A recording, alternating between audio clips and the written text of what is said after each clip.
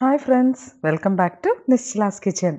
ఈరోజు నిశ్చలాస్ కిచెన్లో అమ్మమ్మల కాలం నాటి ఉప్పుడు పిండి ఎలా తయారు చేసుకోవాలో చూద్దాం. కొన్ని ప్రాంతాల్లో అయితే ఉప్పిండి అంటారు.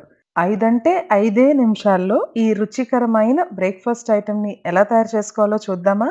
ఉప్పుడు పిండిని బియ్యపు రవ్వతో చేస్తారు. నా చిన్నప్పుడు మా అమ్మమ్మ అయితే తిరగట్లో బియ్యం విసిరి దాంతో రవ్వ చేసి ఆ రవ్వతో చేసేది. ఆ రుచే వేరు. ఇక్కడైతే నేను శ్రీలలిత బ్రాండ్ వారి బియ్యపు రవ్వను వాడుతున్నాను. 1 కప్పు బియ్యపు రవ్వతో ఈరోజు నేను ఉప్పుడు పిండి చేసి చూపించబోతున్నాను. దీనిలో అడిషనల్ ఐటమ్స్ ఏవి వేసి మోడర్నైజ్ చేయకుండా అప్పుడు ఎలా చేసేవారో ఇప్పుడు కూడా అలాగే చేసి చూపిస్తాను, చూసేయండి. 1 కప్పు రవ్వకి 1/4 కప్పు పెసరపప్పు తీసుకుని శుభ్రంగా వాష్ చేసి పక్కన ఉంచుకోండి. ముందుగా నానబెట్టవలసిన అవసరమే లేదు. ఈ ఉప్పుడు పిండి ప్రిపరేషన్ ఎంత ఈజీ అంటే కనీసం ఉల్లిపాయలు కట్ చేయాల్సిన అవసరం కూడా లేదు. అంత ఆథెంటిక్ అండ్ అంత టేస్టీగా ఉండబోయే రెసిపీ. ఉప్పుడు పిండిని కుక్కర్లో చేసుకుంటే చాలా ఈజీ. నేనైతే ఇక్కడ వుడ్ ప్రెస్డ్ నువ్వుల నూనె వాడి చేస్తున్నాను. 4 టేబుల్ స్పూన్ల నూనె వేడయ్యాక 1 స్పూన్ ఆవాలు, 1 స్పూన్ మినప్పప్పు, 1 స్పూన్ జీలకర్ర, 1 స్పూన్ పచ్చిశనగపప్పు వేసి వీటిని దోరగా వేయించుకోవాలి. ఇక్కడ నేను జీడిపప్పు, వేరుశనగపప్పు లాంటి ఐటమ్స్ ఏవి వేసి దీన్ని మోడర్నైజ్ చేయట్లేదు. ఒకవేళ మీకు కావాలంటే వేసుకోవచ్చు. ఈ పప్పులన్నీ వేగాక 2 పచ్చిమిరపకాయలు, 4 ఎండుమిరపకాయలని సగానికి కట్ చేసుకుని వేసుకోవాలి. ఇవి కూడా కొంచెం వేపుకున్న తర్వాత ఇందులో అప్పటికప్పుడే కోసిన ఫ్రెష్ కరివేపాకును తీసుకొచ్చి వేసుకుంటే ఆ రుచే వేరు. ఫ్రెష్గా లేకపోతే మార్కెట్ నుంచి తెచ్చుకున్నదైనా సరే. కరివేపాకు కొంచెం చిటపట్లాడిన తర్వాత ఏ కప్పుతో అయితే రవ్వ తీసుకున్నామో అదే కప్పుతో 1కి 2 అంటే 1 కప్పు రవ్వ తీసుకున్నాం కాబట్టి 2 కప్పుల వాటర్. నీళ్లు పోసుకున్న వెంటనే ముందుగా కడిగి సిద్ధం చేసి ఉంచుకున్న పెసరపప్పును కూడా వేసుకుని రుచికి సరిపడా ఉప్పు వేసుకుని దీన్ని ఒక్క పొంగు రానివ్వాలి. ఇలాంటి బ్రేక్ఫాస్ట్ ఐటమ్స్ నోటికి ప్రాణానికి కూడా హాయిగా ఉంటాయి. 5 నిమిషాల్లో అయిపోతాయి.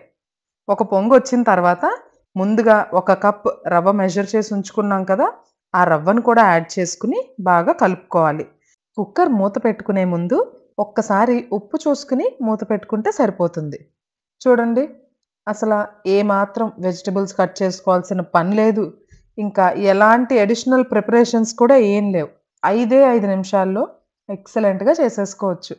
ఇలా పొంగొచ్చిన తర్వాత కుక్కర్ మూత పెట్టి 2 విజిల్స్ వచ్చిన తర్వాత స్టవ్ ఆఫ్ చేసుకుంటే ఉప్పుడు పిండి రెడీ. ఇది ఒకవేళ బయట చేసుకోవాలి అని అనుకుంటే వాటర్ ఇంకొంచెం ఎక్కువ యాడ్ చేసి అడుగంటకుండా అప్పుడప్పుడు చెక్ చేసుకోండి. కానీ కుక్కర్లో అయితే చాలా ఈజీగా అయిపోయింది. కుక్కర్ విజిల్ వచ్చేలోపు దీనిలోకి మంచి కాంబినేషన్ శనగల పొడి ఎలా తయారు చేసుకోవాలో చూద్దాం. 2 టేబుల్ స్పూన్ల ఎండు కొబ్బరి ముక్కలు తీసుకుని వాటిని ముందుగా ఒక్కసారి బ్లెండ్ చేసుకోవాలి. తర్వాత 1 కప్ శనగపప్పు, అదేనండి మన తినే శనగపప్పు 1 కప్. ఆ తర్వాత రుచికి సరిపడా ఉప్పు, 1.5 స్పూన్ల కారం. ఈ కారంని కొంచెం అడ్జస్ట్ చేసుకోండి. ఒకవేళ కారం ఎక్కువ తినే వాళ్ళైతే ఇంకొంచెం వేసుకున్నా పర్లేదు. 1 టేబుల్ స్పూన్ జీలకర్ర. ఇవన్నిటిని కూడా ఒకసారి మెత్తగా బ్లెండ్ చేసుకుని అవి మెదిగిన తర్వాత చివర్లో 10 వెల్లుల్లి రెబ్బలు వేసి బ్లెండ్ చేసి తీసుకోవడమే. ఈ ఉప్పుడు పిండికి ఇది మంచి కాంబినేషన్. 2 విజిల్స్ వచ్చేలోపు శనగల పొడి రెడీ అయిపోయింది కదా. ఇప్పుడు కుక్కర్ మూత తెరిచి చూస్తే చూడండి, అసలు ఏమాత్రం అంటుకోకుండా అడుగు పట్టకుండా ఉప్పుడు పిండి ఎంత చక్కగా రెడీ అయిపోయిందో.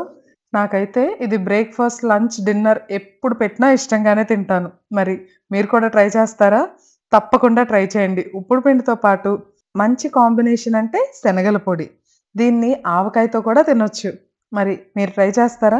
ట్రై చేసి మీకు ఎలా కుదిరిందో, మీ ఇంట్లో వాళ్ళందరూ ఇష్టంగా తిన్నారో లేదో కమెంట్ చేసి తెలియజేయండి. మరిన్ని హెల్దీ రెసిపీస్ కోసం నిశ్చలాస్ కిచెన్ని సబ్స్క్రైబ్ చేసుకోవడం మర్చిపోవద్దు. ఇప్పుడు ఇంగ్లీష్ సబ్‌టైటిల్స్‌తో పాటు వస్తుంది కాబట్టి తెలుగు రాని మీ ఫ్రెండ్స్ అందరికీ కూడా దీన్ని ఫార్వర్డ్ చేసి తెలుగు రుచుల్ని రుచి చూపించండి.